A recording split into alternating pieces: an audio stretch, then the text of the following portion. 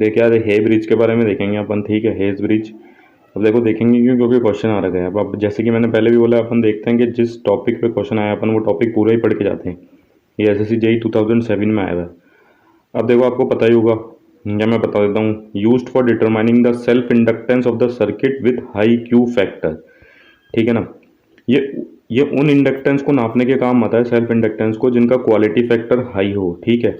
अब देखिए, अगर आपसे पूछ ले, सभी को पता है कि quality factor, high quality factor का वाले ब्रिजेस को नापने के काम आता है। लेकिन अगर वो पूछ सके कितना हाई, तो अपन को याद रखना है कि क्वालिटी फैक्टर ग्रेटर देन 10, ठीक है ना, उन इंडक्टेंस को नापने के काम आता है जिनका उस इंडक्टिव सर्किट की इंडक्टेंस को ही नापने के काम आता है जिनका क्वालिटी फैक्टर ग्रेटर देन 10 हो। तो ये भी अपना यहाँ पे एक याद रखना है, उससे नीचे नहीं काम आता, ठीक है।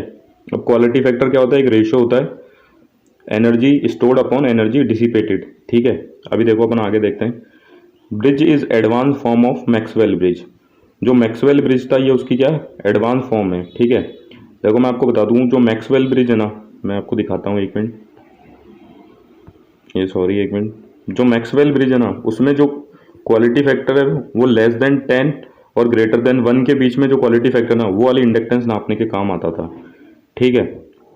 लेकिन जो अपना ये है, क्या बोलते हैं, हेज ब्रिज, ये क्या क्वालिटी फैक्टर ग्रेटर देन 10 के लिए काम में आता है, ठीक है। तो अब ये बोल रहा है कि जो हेज ब्रिज, हे ब्रिज अपना, ठीक है ना, वो क्या है? एड मॉडिफाई फॉर्म है किसकी? मैक्सवेल ब्रिज की, ठीक है। तो ये भी अपन को एक याद रखना है कॉम्पिटिशन के पॉइंट ऑफ व्यू से। तो देखो मॉडिफाई फॉर्म कैसे, हे ब्रिज में क्या होता था और मैक्सवेल ब्रिज में क्या होता था। देखो हे ब्रिज में क्या है कि रजिस्टेंस और कैपेसिटर लगे हुए हैं सीरीज में, तो जो वोल्टेज ड्रॉप है दोनों के अक्रॉस वो सेम नहीं होगी, ठीक है, और उसको वेरी कर सकते हैं। ये लिख भी रखा है, voltage drop across the resistance and capacitance is varied, ठीक है। सीरीज में है तो सीरीज में वोल्टेज डिफरेंट होता है, करंट सेम होता है। तो हे ब्रिज में क्या होता है, जो वोल्टेज होता है दोनों के अक्रॉस वो डिफरेंट होता है। लेकिन मैक्सवेल ब्रिज में क्या होता था, कैपेसिटेंस और रेजिस्टेंस लग रखे थे पैरेलल में लग रखे थे, दोनों के अक्रॉस क्या है, वोल्टेज सेम हो जाता था, इसीलिए, ठीक है। तो इन दोनों में डिफरेंस ये है। और याद रखना, जो हे ब्रिज है वो मैक्सवेल ब्रिज का एडवांस है, मॉडिफाइड वर्जन है, ठीक है। अब ये लिख रखा है, Maxwell bridge is only appropriate for measuring medium quality factor. जैसे कि मैंने आपको ऊपर भी बताया था, ये मीडियम क्वालिटी फैक्टर नापने के काम आता था, ठीक है, जिसकी वैल्यू भी आप याद रखो, क्यू फैक्टर क्या 1 से बड़ा होना चाहिए और 10 से छोटा होना चाहिए, ठीक है, इस बीच में, ठीक है। और ये याद रखना, मीडियम क्वालिटी फैक्टर नापने का काम आता है, लो क्वालिटी फैक्टर नहीं। तो ये भी आपको याद रखना जरूरी है, ठीक है। अब देखो कंस्ट्रक्शन ऑफ हेज ब्रिज दिखाते हैं अपन। ये हे ब्रिज बन रखा है, ठीक है, आप देख सकते हो यहाँ पे इतना ही काम का है अपना, ठीक है। अब अपन को पता है ब्रिज सर्किट है ये। अब देखो ये इंडक्टेंस, अननोन इंडक्टेंस, इसकी इंडक्टेंस अपन को नापनी है, ठीक है। इस इंडक्टर की इंडक्टेंस अपन को नापनी है, इसके अक्रॉस इसके साथ एक रेजिस्टेंस लगाया हुआ है, ठीक है। और इसके जो ब्रांच है जो इसको बैलेंस करेगी, उसके साथ एक स्टैंडर्ड कैपेसिटर लगाया गया है C4, और उसके साथ भी एक रजिस्टर लगाया हुआ है। और जो बाकी के रजिस्टर हैं R3, R2 और R4, ये क्या है? Non inductive. ये बीच में लगा रखा है डिटेक्टर, ठीक है। नल कंडीशन में क्या होगा, यहाँ से करंट 0 फ्लो करेगा और ये डिटेक्टर नल रीडिंग देगा, ठीक है। अब देखो होता क्या है कि इस ब्रिज को बैलेंस कैसे करते हैं, इस कैपेसिटेंस को वेरी करके इस ब्रिज को बैलेंस करने की कोशिश की जाती है। और जब ब्रिज बैलेंस होता है तो यहाँ पे ये जो डिटेक्टर लग रखा है, यहाँ से जो ब्रांच है, इसमें करंट क्या होता है, करंट 0 आता है, ठीक है। करंट ऐसे ही फ्लो कर जाता है, ये यहाँ से I1 जैसे निकल रहा है तो इधर I1 ऐसे फ्लो कर जाता है, ठीक है। और इधर ये I2 है, ठीक है, तो ये यहाँ से I2 ऐसे फ्लो कर जाता है, ठीक है। अब अपन को क्या करना है, इंडक्टेंस निकालनी है, ठीक है। तो अपन को पता है बैलेंसिंग की कंडीशन में ब्रिज में क्या होता है, Z1 into Z3 equals to होता है Z2 इंटू Z4, ठीक है। इन वाली ब्रांच का प्रोडक्ट इक्वल होता है, ठीक है, ये आपको पता ही होगा।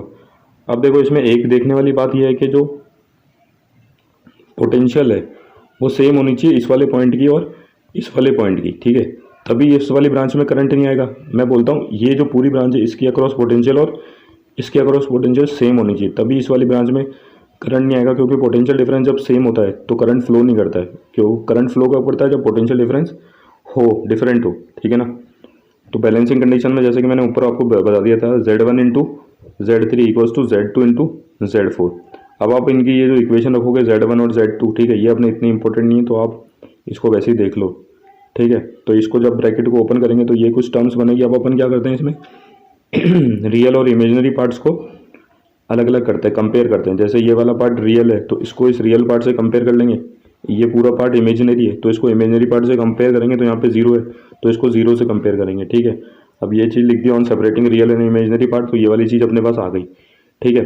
अब अपन को क्या निकालनी थी, इंडक्टर L1 की वैल्यू, तो L1 को एक तरफ रख के बाकी को उधर ले जाएंगे तो कुछ ये वाली सी इक्वेशन बनेगी, ठीक है। और ऐसे ही रेजिस्टेंस के लिए भी ये बनेगी, तो अपन यहाँ से बोल सकते हैं कि इंडक्टेंस और रेजिस्टेंस दोनों निकालने के काम आता है। अब देखो यहाँ पे एक और इंपॉर्टेंट चीज़ आती है जो एग्जाम में पूछी जाती है। देखो ये इंडक्टेंस का फॉर्मूला है, उसमें ओमेगा आ रहा है, ओमेगा मतलब फ्रीक्वेंसी डिपेंडेंट, 2πf होती है उसकी वैल्यू, और यहाँ पे रेजिस्टेंस आ रहा है उसके साथ भी फ्रीक्वेंसी की टर्म आ रही है। तो अपन यहाँ से ये वाली बात भी अपन को याद रखनी है, जो हे ब्रिज होता है उसमें जो इंडक्टर और रेजिस्टेंस की वैल्यू है वो फ्रीक्वेंसी पे डिपेंड कर रही है, मतलब अपन को फ्रीक्वेंसी की वैल्यू नोन होनी चाहिए, तभी अपन इंडक्टेंस और रेजिस्टेंस की वैल्यू निकाल सकते हैं, ठीक है। तो पहला तो इसकी वाली बात होगी। और दूसरी बात यह है कि फ्रीक्वेंसी अगर वेरी करेगी तो इनकी वैल्यू भी वेरी करेगी, ठीक है। तो अपन को यहाँ पे जो फ्रीक्वेंसी है उसकी वैल्यू अपन को नोन होनी चाहिए। अगर ये इसमें कुछ गड़बड़ हुई तो अपनी जो इंडक्टेंस और रेजिस्टेंस की वैल्यू है उसमें भी इफेक्ट आ जाएगा, ठीक है। तो ये वाला इसका एक ड्रॉबैक भी है। अब देखो क्वालिटी फैक्टर क्या होता है, मैंने बोला ना, stored energy upon energy stored upon energy dissipated, ठीक है ना। I into XL, I into R, तो आई से आई कट गया तो एक्सएल अपॉन आर जो स्टैंडर्ड फॉर्मूला ये अपन ये याद करते हैं। अब एक्सएल ओमेगा एल होता है, ठीक है, और आर की जगह R1, ठीक है। उस वाली ब्रांच के को कंपेयर कर रहे हैं अपन, देखो, ठीक है। अब देखो L1 और R1 की वैल्यू अपन ने यहाँ पे कैलकुलेट कर ली, ठीक है। ये अपन को याद नहीं रखनी है ना, अपने लिए इतनी इंपॉर्टेंट नहीं है अगर आप तैयारी कर रहे हो तो क्यू फैक्टर की वैल्यू क्या आ जाएगी, 1 अपॉन ओमेगा की power omega square C4 upon R4, ठीक है। अब देखो यहाँ से एक चीज़ और अपन को याद रखनी है कॉम्पिटिशन एग्जाम के पर्पज़ में, कि जो हे ब्रिज होता है, ठीक है, उसमें R4 जो रेजिस्टेंस वैल्यू लग रही थी सबसे फोर्थ आर्म में, उसकी रेजिस्टेंस की वैल्यू कम होनी चाहिए, लो होनी चाहिए, ठीक है। और मैक्सवेल में जो फोर्थ रेजिस्टेंस लग रहा था Z4 आर्म में, ठीक है, उसमें उस रेजिस्टेंस की वैल्यू क्या होनी चाहिए, हाई होनी चाहिए। ये वाली बात भी आपको याद रखनी है। अब देखो क्वालिटी फैक्टर भी किस पे डिपेंड कर रहा है, फ्रीक्वेंसी पे। यहाँ पे भी ओमेगा स्क्वायर आ गया। अब देखो आगे, equating the value of Q in the equation of unknown inductance. अब देखो अपने पास अननोन इंडक्टेंस की वैल्यू आई थी, अपन इसमें क्या कर रहे हैं, क्यू की वैल्यू रिप्लेस कर रहे हैं। इसमें क्यू की वैल्यू रिप्लेस करेंगे तो अपने पास L1 ये वाला कुछ सा कुछ बन के आएगा, इसको जब सॉल्व करेंगे तो R2 R3 C4 upon 1 plus 1 upon Q का होल स्क्वायर। देखो यहीं से ही अपन को पता पड़ता है कि जो हे ब्रिज है वो हाई वैल्यू ऑफ इंडक्टेंस को मेजर करने के काम आता है, लो वैल्यू को या मीडियम वैल्यू को मेजर करने का काम नहीं आएगा, क्योंकि 1 अपॉन क्यू है। क्यू जितना हाई होता जाएगा, ठीक है, तो 1 अपॉन क्यू उतना ही छोटा होता जाएगा। आप देख सकते हो, देखो ये 1 अपॉन क्यू है, ठीक है। मान लो मैं क्यू की वैल्यू 10 कर दूं तो ये 0.1 बन जाएगा।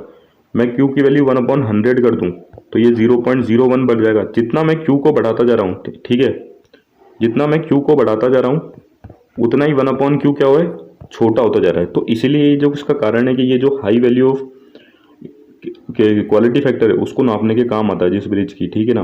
तो इस वाली टर्म को अपन इग्नोर कर सकते हैं, क्योंकि 1 में अगर 0.000 कुछ जोड़ेंगे तो कोई फर्क पड़ना नहीं है, अल्टीमेटली 1 के आसपास ही वैल्यू रहनी है, ठीक है। तो इसलिए जो है अपन ये high value of Q factor के लिए ये ब्रिज काम में लेते हैं। ये इस वाले एक्सप्रेशन से अपन को ये वाली बात पता पड़ती है। तो अपन ये क्या करते हैं, इस पूरी नीचे वाली टर्म को नेग्लेक्ट करते हैं, ठीक है। अब मैंने ये लिख भी रखा है, greater the value of Q 1 upon Q is neglected and equation become R2 into R3 C4, ठीक है ना। ये अपन को याद रखना है, L1 equals to R2 R3 C4, ठीक है। तो ये देखो